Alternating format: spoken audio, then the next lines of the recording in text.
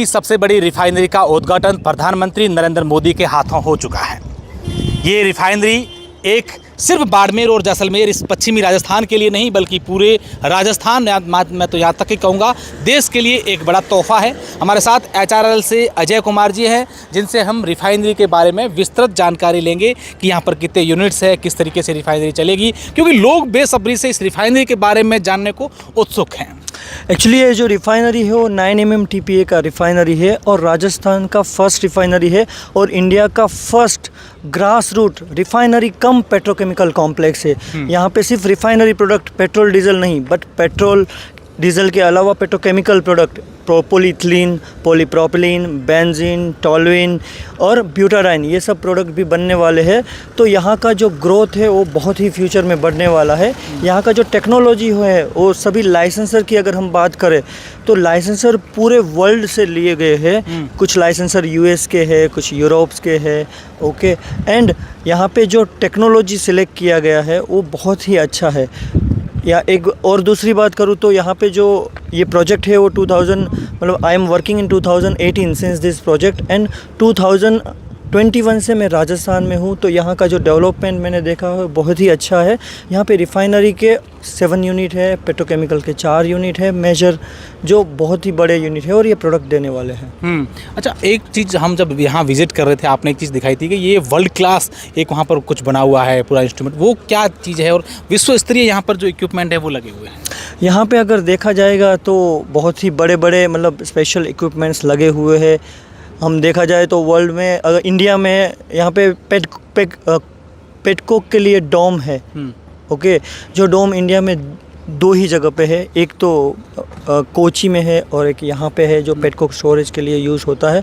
और बहुत सारे ऐसे इक्विपमेंट है जो यहाँ पे मतलब फ़र्स्ट टाइम यूज़ हो रहे हैं। यहाँ का जो कंट्रोल रूम है, जो रिफाइनरी का कंट्रोल रूम है, वो one of the biggest control room in with respect to space in India. यहाँ का जो नाइट्रोजन कंप्रेसर है वो भी बहुत ही बड़ा है, इंडिया का सबसे बड़ा सिंगल नाइट्रोजन कंप्रेसर है। अच्छा सर, एक चीज़ हम बताएं कि ये अभी जो स्ट्रक्चर हम लोग देख रहे हैं बड़ा ही सुंदर नज़र देखने भी आ रहा है, तो कितनी मेहनत या इंजीनियर्स की लगी होगी, आप लोगों ने कितनी मेहनत यहाँ पर की होगी तब जाके ये पूरा एकदम से तैयार हो गया? सर अगर मेहनत की बात करें तो सब लोगों ने मतलब it is a team work. ये पूरा ही जो काम किया गया है, ओके, 2019 से आई थिंक यहाँ पे पूरा जो वॉल बनने का काम चालू हुआ था, उसके बाद रोड बनने का काम चालू हुआ और धीरे धीरे करके जो भी बिल्डिंग्स, जो भी प्लांट है वो हमारे सामने ही बने हुए हैं। तो यहाँ पे मतलब हर लोग जो भी HRRL के एम्प्लॉई है, HPCL एम्प्लॉइज़ यहाँ पे जो काम कर रहे हैं उसने इतना मेहनत किया है। प्लस जो भी हमारे EPCC कॉन्ट्रैक्टर है, जो भी डायरेक्टली एंड इनडायरेक्टली यहाँ पे जो भी हमको हेल्प किया है, ओके, उसने दिन रात मेहनत किया है, तभी ये जो प्रोजेक्ट है वो आज इस मुकाम पे पहुँचा है कि अभी रिफाइनरी चालू हो गया है। तो इसमें सभी लोगों का बहुत ही बड़ा योगदान है। और स्पेशली देखा जाएगा तो राजस्थान में गर्मी बहुत ही ज़्यादा है, ठंडी भी अगर देखा जाए तो ज़्यादा है, ओके।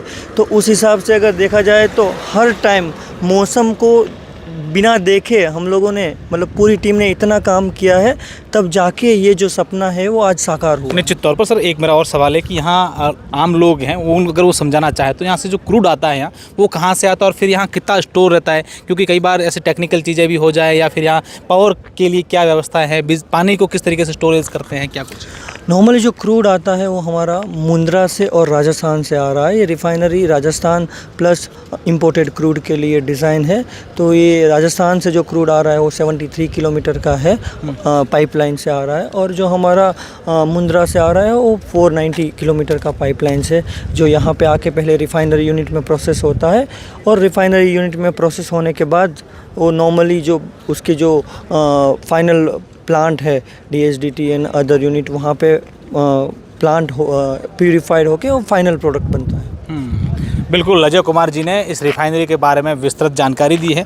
ये तमाम वो अलग अलग यूनिट्स है यहाँ पर जो सारे, यहाँ अगर बात करें तो ये मेंटेनेंस वर्कशॉप भी है। ये भी अपने आप में सर मेंटेनेंस वर्कशॉप बहुत बड़ा वर्कशॉप बताया जा रहा है। यस, ये मेंटेनेंस वर्कशॉप है। यहाँ का स्पेशल उसका फंक्शन यही है कि रिफाइनरी में अगर कुछ मतलब अगर हमको नॉर्मली जो मेंटेनेंस में लेना होता है तो यहाँ पे इन हाउस हमारा मेंटेनेंस वर्कशॉप है, जहाँ पे हम मेंटेनेंस वर्क कर पाए और जो प्लांट है वो 24/7 चलता रहे। अच्छा सर, एक चीज़ और, ये हम हर एक आदमी अगर विजुअल्स देखते हैं, फुटेज अगर रिफाइनरी देखते हैं तो ये पाइप जो हैं वो दिख जाते हैं। ये क्या पूरा प्रोसेस, क्या सिस्टम है? ये जो पाइप रैक है ये अगर सिंपल भाषा में बोले तो पूरी नर्व्स है।